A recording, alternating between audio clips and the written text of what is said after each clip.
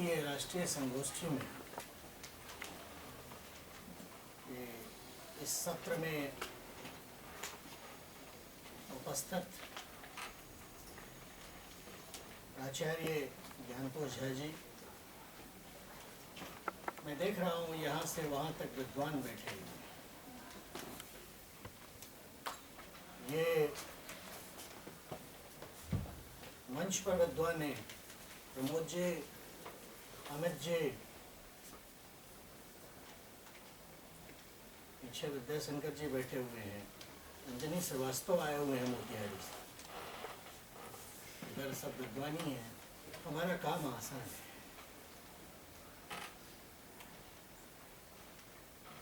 जब आपकी अध्यक्षता होती है तो दो लाभ आपको, कि आपके हिस्से का बोल दिया गया होता है, और दूसरा आप बोल कर चले जाएं तो कोई बोलने वाला नहीं।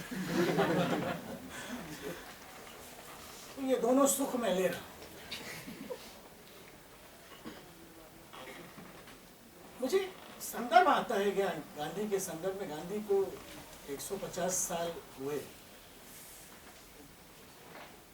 और इस तरह की गोष्ठियां गांधी की एक शैक्षणिक और आध्यात्मिक उपस्थिति को पढ़ने का माध्यम रही।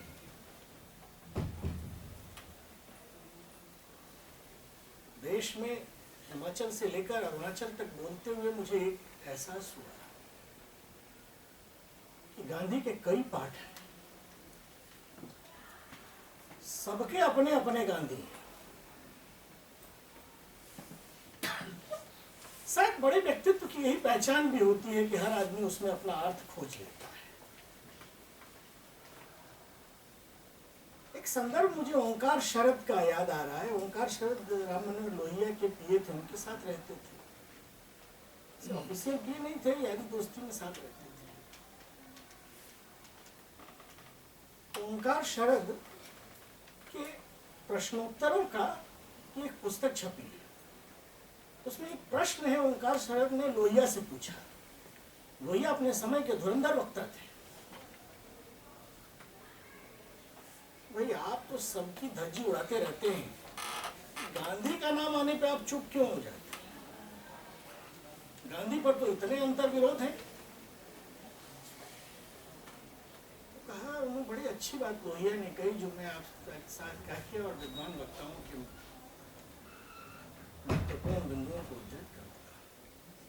हालांकि जिस व्यक्ति की बात पूरा देश सुनता हो, उसमें कुछ न कुछ तो अंतर्विरोध होंगे। मित्रों, स्वातंत्र्योत्तर भारत के गांधी वटवृक्ष हैं जिस पर कई घास फूस पनप गए हैं।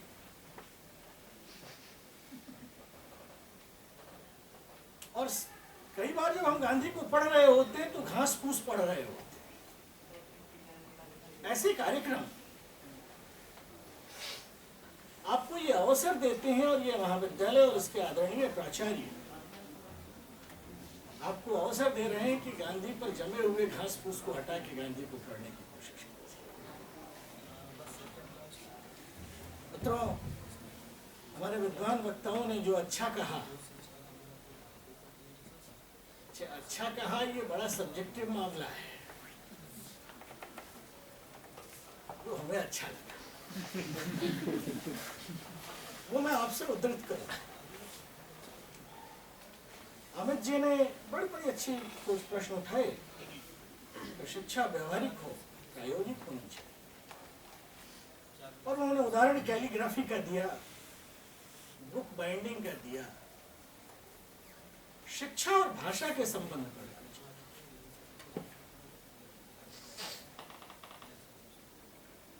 3D डायलॉग, डिस्कशन और डिबेट। शिक्षा अगर ये नहीं देती है तो फिर इसका कोई आवश्यकता, कोई प्रासंगिकता नहीं। अगर बहस शिक्षा संस्थानों में नहीं होंगे तो फिर कहाँ होंगे? एक बड़ा ही जो विसार दिए गए लेखक है, मुझे अच्छा लगा, आप लोग पढ़ रहे हैं, धर्मपाल जी का उल्लेख। अगर वैचारिक विमर्श को आपको पढ़ना है तो धर्मपाल को पढ़े बिना वो बात पूरी नहीं होती। शिक्षा और ब्रिटिश उपनिवेश के क्या संबंध हैं और क्या संबंध थे? एक कॉलोनियल एजुकेशन सिस्टम, उससे निकली हुई बातचीत क्या थी? जो हमें पढ़ाने आए थे और जो हमें पढ़ा रहे थे, वो क्या पढ़ा रहे, उससे कितना कल्याण हुआ? आपने उस तरफ इशारा किया। एक देश शिक्षा के स्वरूप पर भी बातचीत की कि देश शिक्षा का स्वरूप क्या हो। वो गुरुकुल पाठशाला और मदरसा वाली हो। मदरसा पर क्या टिप्पणी थी गांधी जी की, ये मैं बताऊं। आपको एक बात बताऊं, आप शायद जानते भी हो कि जिसको इंडियन रेनेसा कहते हैं ना, भारतीय पुनर्जागरण जिसको कहते हैं, तो हाउस होल्ड ट्यूशंस पढ़े लोगों से निकली हुई रेनेसा है। घरों में गुरुजी लोग आकर या मौलवी साहब आकर जिन लोगों को पढ़ाया करते थे, उन लोगों ने, वो दीप्त हुए लोग, एक एनलाइटेंड जनरेशन पैदा हुई और उसने मनुष्य की गरिमा के बारे में बात की। सवार ऊपर मानुष सत्य तार ऊपर नारी। मित्रों, प्रमोद जी तो गांधी के यहाँ से आए। अच्छा, जो गुजरात वाले इन दिनों आते हैं, थोड़ा डर भी लगता।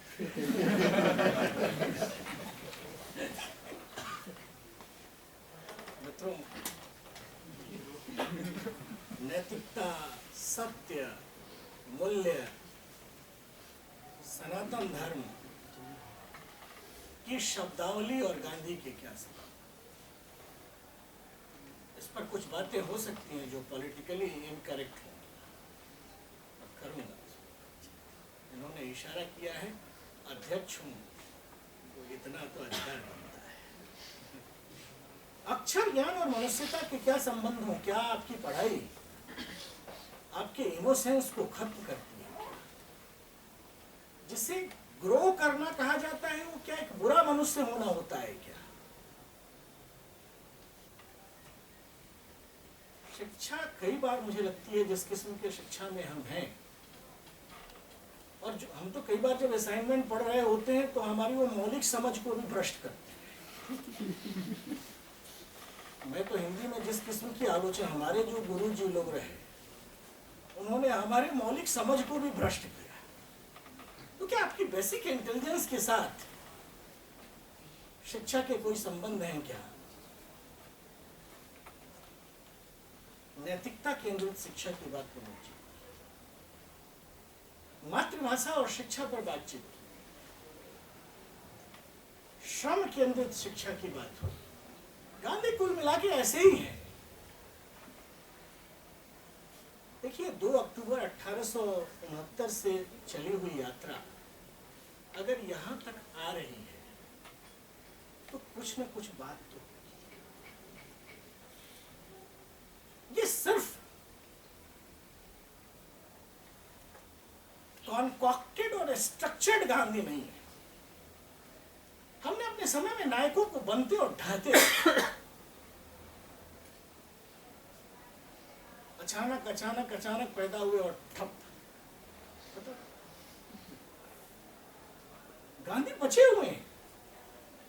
आखिर कोई तो बात होगी, वो बात क्या है, इसको समझने की जरूरत है। और अगर सिर्फ पॉलिटिकली करेक्ट भाषा में आप गांधी को समझने की कोशिश करेंगे तो गांधी की उस ताकत को नहीं समझ पाएंगे।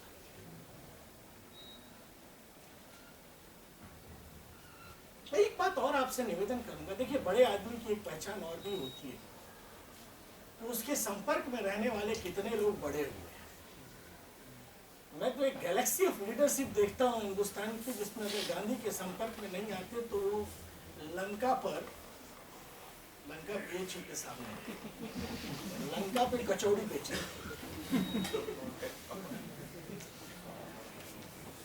गांधी ने अपने समय में न जाने कितने लोगों को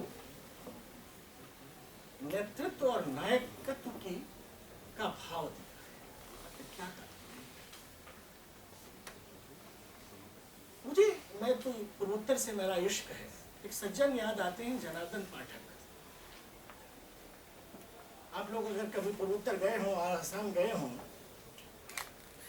तो वहाँ कार्बी आबलाम इलाका है। तो ये जो जनार्दन पाठक साहब थे, ये 25 वर्ष की उम्र में वर्धा गए, मर गए। गांधी जी ने इनसे कहा कि आप जनजातीय लोगों के बीच काम कीजिए। काम तो क्या करते, आज भी कार्बी आबलाम आप में से पूछ दिया जाए कि कहाँ है आसाम में, तो आप ही नहीं जानते। तो गांधी उस जमाने में, पर जनार्दन पाठक ने शहरी जन शिक्षा केंद्र करके, आज भी आप जाएंगे तो पूरे असम में और खासकर कार्बी आबलाम क्षेत्र में जगह जगह इस विद्यालय है।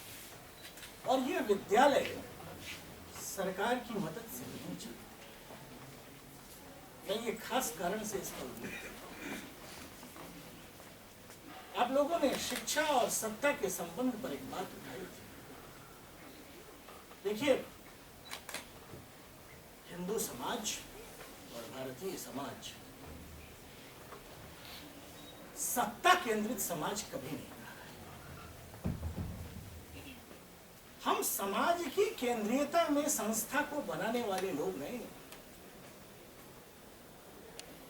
जब गांधी ब्रिटिश औपनिवेशिक शिक्षा केंद्रों का विरोध करते हैं, तो राज्य केंद्रित शिक्षा का विरोध है। राज्य ताकत सबसे पहले अगर कोई चीज आपसे लेती है तो आपकी स्वायत्तता लेती है। एक B D Bhatia, philosophy and education किताब है, आपने पढ़ा होगा। पूरी भारतीय ज्ञान की परंपरा राज्य सत्ता से मुक्त पर। हमारे यहाँ ऋषि के घर पे राजा जाता था। यह ऐसा हो नहीं सकता है कि आप सरकार से मदद भी लें और आजादी भी चाहेंगे। ये नहीं हो सकता। हाँ, सब कटाई फुलाई गालू, ये नहीं हो सकता। आपको हर साल इंक्रीमेंट भी जोड़ना है और सरकार का विरोध भी करना है, नहीं हो सकता। लाभ की प्राथमिक शर्त है कि आपको अपनी स्वायत्तता खोनी है। गांधी को ये पकड़ थी, और शायद यही कारण है कि गांधी शिक्षा के मामले में एक राजसत्ता मुक्त शिक्षा की और औपनिवेशिक तंत्र के खिलाफ इस कारण से। मित्रों, बौद्धिक स्वायत्तता और राज्य पोषित शिक्षा एक दूसरे के विरोध में। आप लोगों ने बहुत अच्छी बात की। देखिए, गांधी का पूरा जीवन, तो गांधी इसी देश में पैदा हुए और गांधी कोई गुरु कतवारू मंगरू नहीं थे। वो एक राय बहादुर खान बहादुर किस्म का परिवार था। पर भारत में जब वो आते हैं 9 जनवरी 1915 और 30 जनवरी 1948 को प्रयाण होता है। लगभग 35 वर्षों की सक्रिय उपस्थिति है भारतीय राजनीति। इसमें 3-4 बड़े आंदोलन भी होते हैं, कई संस्थाएं खड़ी होती हैं, कई पत्र पत्रिकाएं खड़ी होती हैं, पर उनमें सब में एक स्वर है, और वो स्वर है ईमानदारी का। बहुत अच्छी बात करना चाहिए कि गांधी पर बहस हो सकती है, पर उनकी गलत चीजों के प्रति भी ईमानदारी पर बहस नहीं हो सकती। मित्रों, मैं इसलिए कह रहा हूं कि गांधी का एक सुख ये भी रहा कि उनको पता था कि उनको महान होना है, इसलिए गांधी का डॉक्यूमेंटेशन बहुत हुआ है। मैं आपको बताऊं, 30 जनवरी तक का भी टीवी डायरी है। तो फर्स्ट 5 बजे वो करते हुई, पर फर्स्ट हाफ तक की डायरी है। हम लोग मालवीय जी पर काम कर रहे हैं, मालवीय मिशन काम कर रहा है। गांधी जी के प्रयाण के 10-12 साल के बाद ही सस्ता साहित्य मंडल ने छाप दिया सब कुछ, पर मालवीय जी पर अभी तक कुछ नहीं छपा। आपके योग्य चेले भी आपको बनाते हैं। मित्रों, एक चीज और है, राय साहब आए हैं।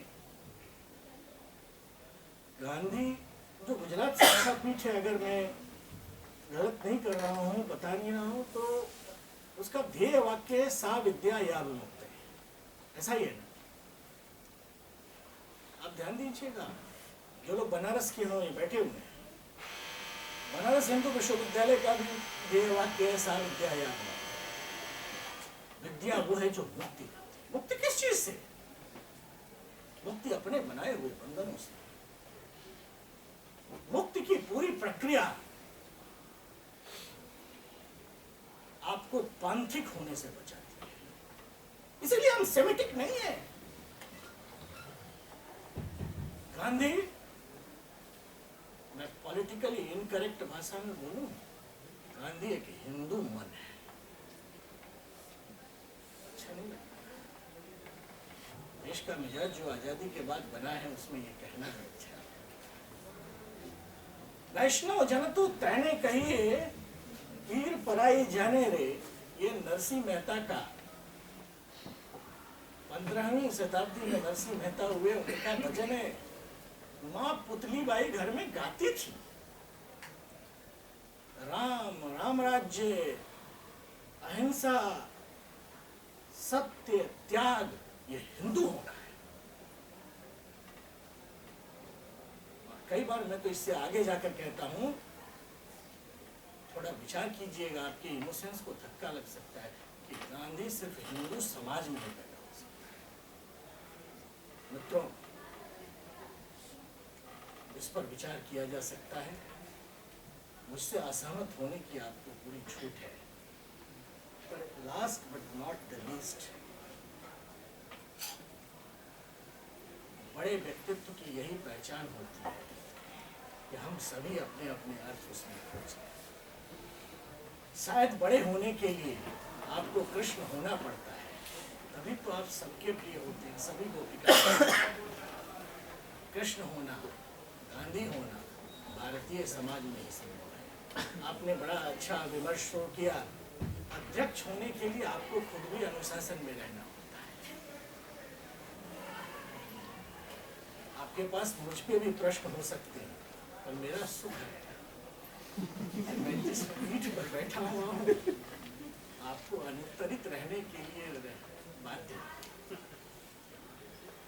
और विश्वविद्यालयों में इस बात पर बहस हो रही है, गांधी के कई पाठ पढ़े जा रहे हैं, और गुरुकुल की परंपरा में 6 आस्तिक और 3 नास्तिक दर्शनों की परंपरा वाले भारतीय समाज की समृद्धि को इस प्राचार्य द्वारा संभव किया जा रहा है।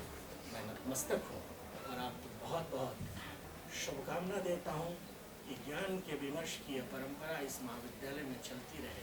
आपका धन्यवाद। आपने